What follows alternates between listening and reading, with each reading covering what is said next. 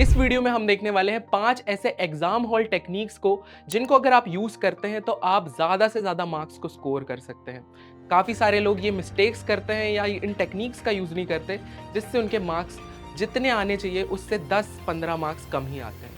तो देखते हैं वो टेक्निक्स और मिस्टेक्स। देखो, मिस्टेक नंबर 1 है लास्ट मिनट रिवीजन। अगर आप लास्ट मिनट पे रिवीजन करोगे तो यानी कि आप अपने दिमाग को बहुत सारा डेटा एक साथ दे रहे हो, तो इसकी वजह से आपको जो भी चीज़ें याद थी पहले से वो भी आप भूलने लगोगे।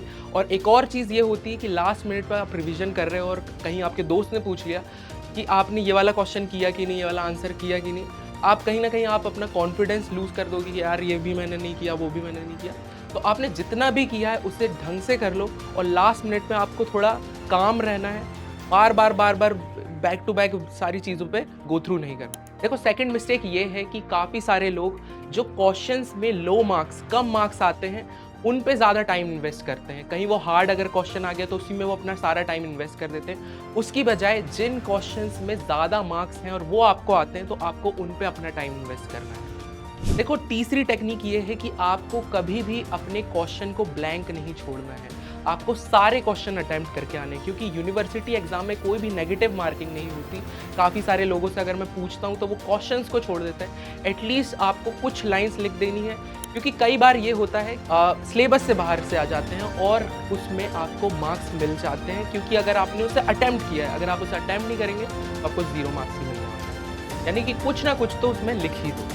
और एग्ज़ाम हॉल में आपको 2 चीज़ों को हमेशा लेके जाना है। सबसे पहली चीज़ है एक वॉच और दूसरी चीज़ है वाटर बॉटल।